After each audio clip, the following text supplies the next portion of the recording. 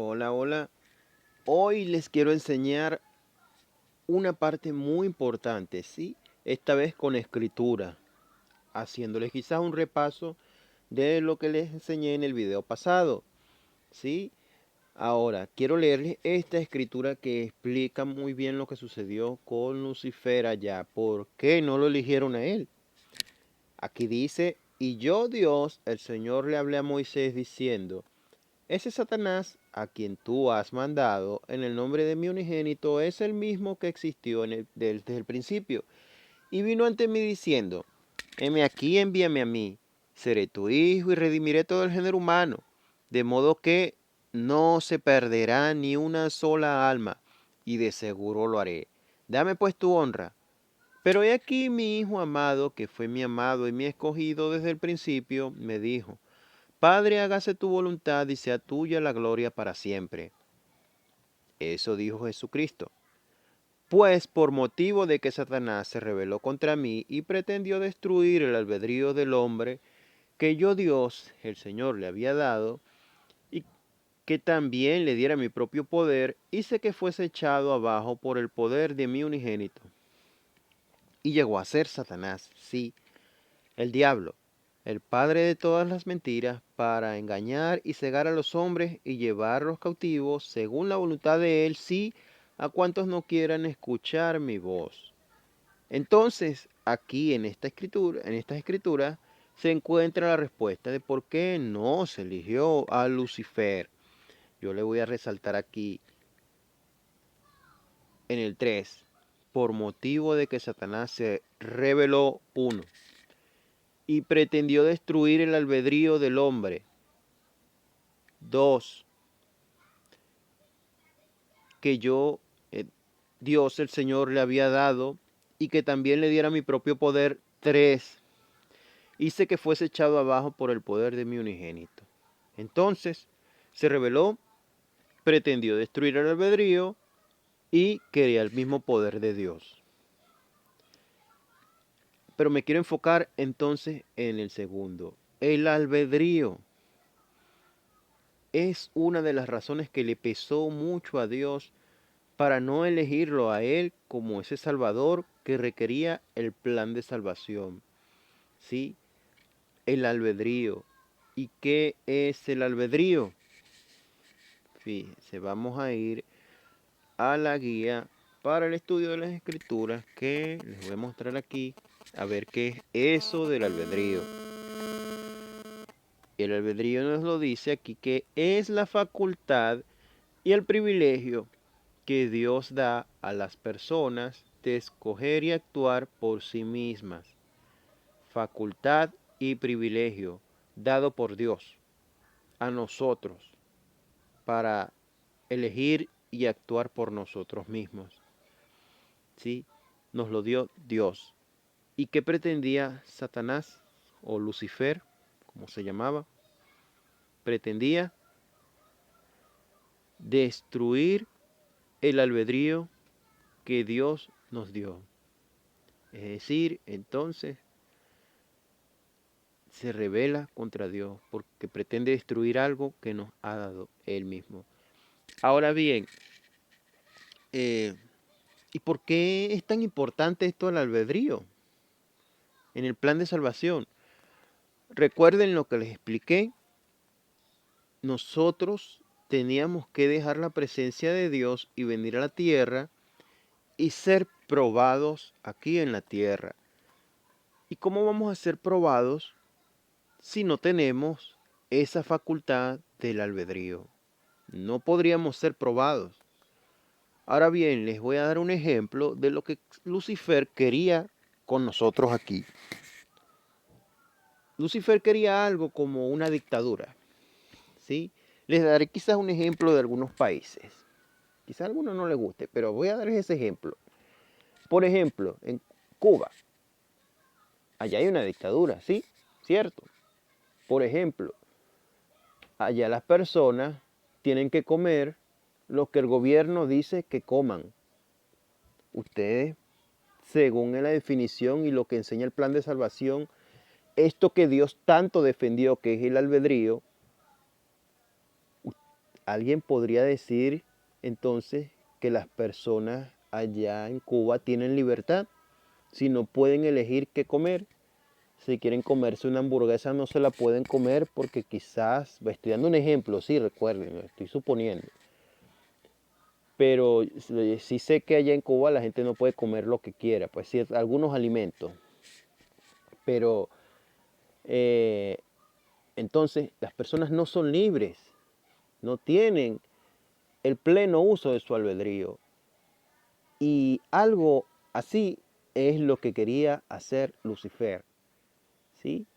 ¿Cómo nos va a salvar entonces? Destruyendo el albedrío, es decir, nosotros no íbamos a tener la facultad de elegir por nosotros mismos, ¿sí? Así nosotros queramos elegir lo malo, es el poder que Dios nos dio. Si lo queríamos elegir, el mal, es el poder que tenemos para hacerlo. Y nadie puede quitarnos ese poder, ¿sí? Entonces, creo que expliqué bien esta parte, pero voy a darles otros ejemplos. Ahora bien, fíjense otra cosa respecto al albedrío. Muchas personas confunden albedrío al agregarle otra palabra, libre albedrío.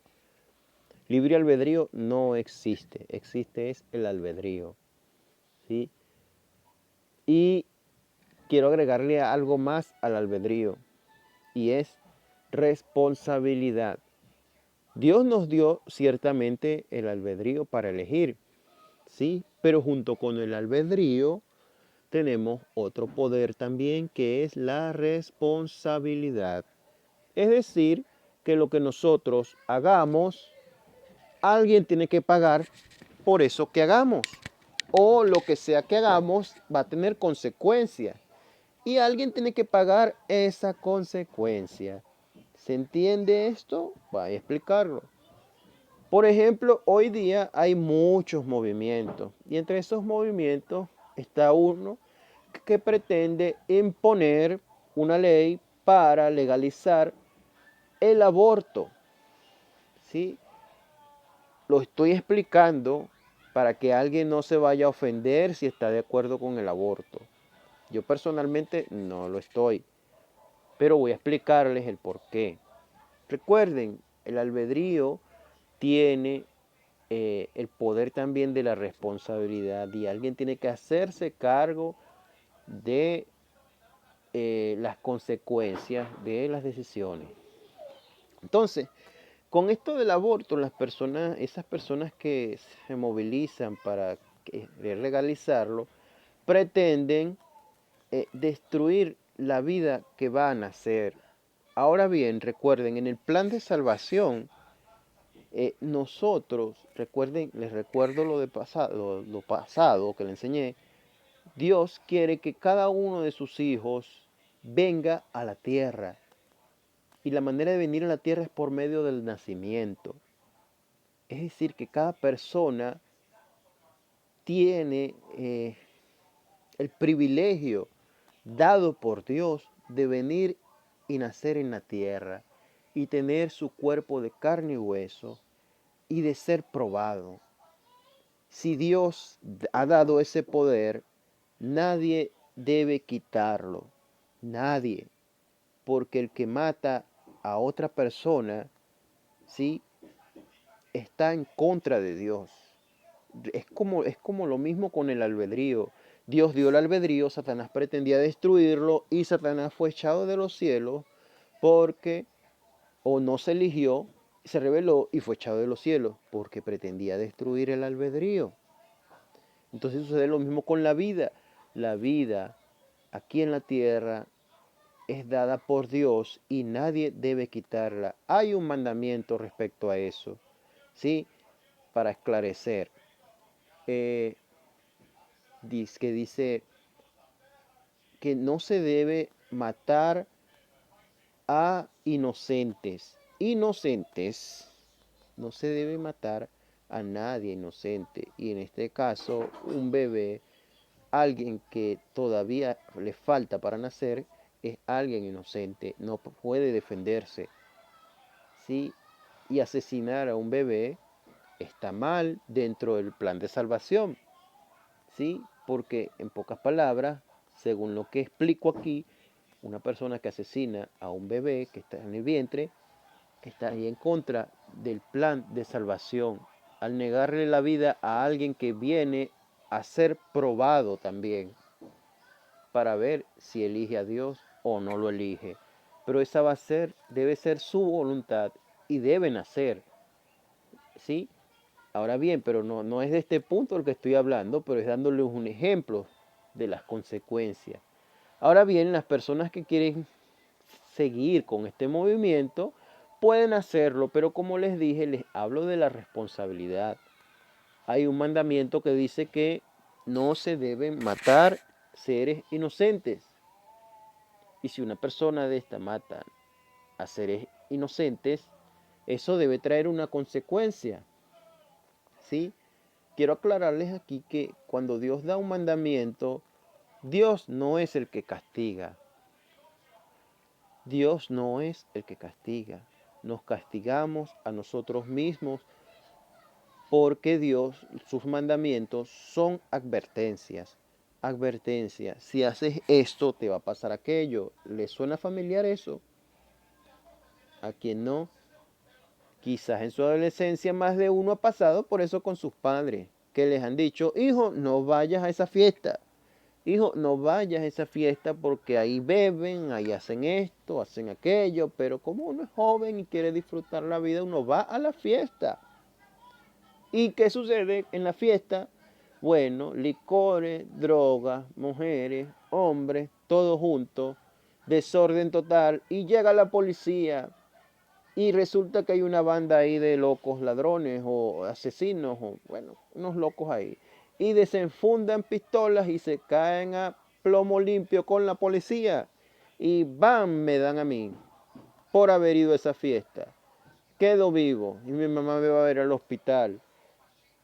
¿Y con qué cara veo yo a mi mamá? Cuando yo fui a esa fiesta, aún desobedeciendo la voz de ella. ¿Mi mamá me castigó? No me castigó. Mi mamá me advirtió que no fuera a esa fiesta porque algo malo podía pasar. ¿Y qué sucedió? Me dieron un plomazo. Bien, es chistoso, pero es el ejemplo que les quiero dar. ¿Sí? Si usted asesina a un ser inocente, usted va a tener una consecuencia. ¿Y quién le debe pagar esa consecuencia? Recuerden que es albedrío junto con responsabilidad. Tienes que pagar por tus hechos. Si tus hechos fueron malos, vas a pagar con cosas malas. ¿Sí? Y las cosas malas te van a suceder a ti. Ahora, si tus hechos son buenos, pagarás con cosas buenas y los hechos buenos te sucederán a ti. Ahora bien, vámonos a otra parte. Vámonos. Ok. Hay otra cosa. ¿Sí? Ya sabemos entonces por qué no se ha elegido a Lucifer como el Salvador y sí se eligió a Jesucristo. Pero hay algo también, ¿no? Porque no nos acordamos de nada de eso. ¿Sí? Muy bien, recuerden que es un plan diseñado por Dios y todo está explicado.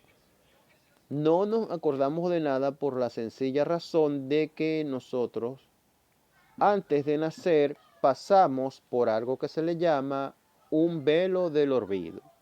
Perdón, un velo del olvido. Velo del olvido.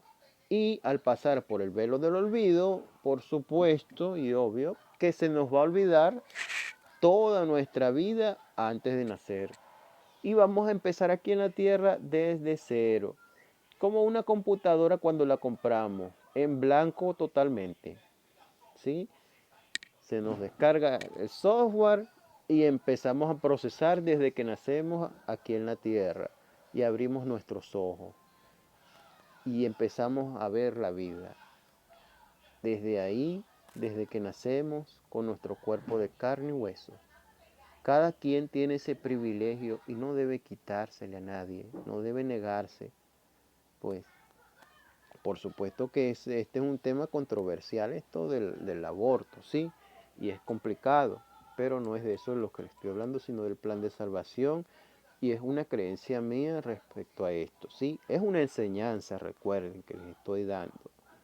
Pueden decidir creerla o no creerla, pero yo sé que es cierta, es verdadera, ¿sí? Ahora bien, quiero leerles también otra escritura aquí de por qué era necesario un Salvador. ¿Por qué era necesario un Salvador? Aquí nos dice esta escritura, fíjense. Oh, la sabiduría de Dios, su misericordia y gracia. Ok, bien. Porque he aquí, si la carne no se levantara más, nuestros espíritus tendrían que estar sujetos a ese ángel que cayó de la presencia del Dios eterno y se convirtió en el diablo para no levantarse más. Bien, ¿qué quiere decir esto? ¿Qué sucedería entonces si muriéramos y no habría un Salvador? Nuestros espíritus quedarían sujetos a ese ángel que cayó de la presencia de Dios, o sea, el diablo, Satanás. Es decir, automáticamente al morir, si no hubiera un Salvador, pasaríamos a ser parte del ejército de ¿quién? De el diablo. Y seríamos como él. Ahora bien, miren lo que continúa la escritura. Nuestros espíritus habrían llegado a ser como él, y nosotros seríamos diablos, ángeles de un diablo, para ser separados de la presencia de Dios, de nuestro Dios, y permanecer con el Padre de las mentiras en la miseria como Él, ¿sí? Iguales a ese ser que engañó a nuestros primeros padres, quien se transforma casi en ángel de luz e incita a los hijos de los hombres a combinaciones secretas de asesinato y a toda especie de obras secretas de tinieblas. Entonces, por esta razón se necesitaba un Salvador. ¿Y cómo ese Salvador nos ayudaría? Por medio de, ¿recuerdan algo que hizo Jesucristo al tercer día? Resucitó. Y al resucitar, el Espíritu entonces no quedaría para siempre penando por allí, sino que el Espíritu se volvería otra vez a, ¿cómo decir?, a juntar con nuestro cuerpo de carne y huesos en lo que se le llama la resurrección, y nunca más se volverían a separar.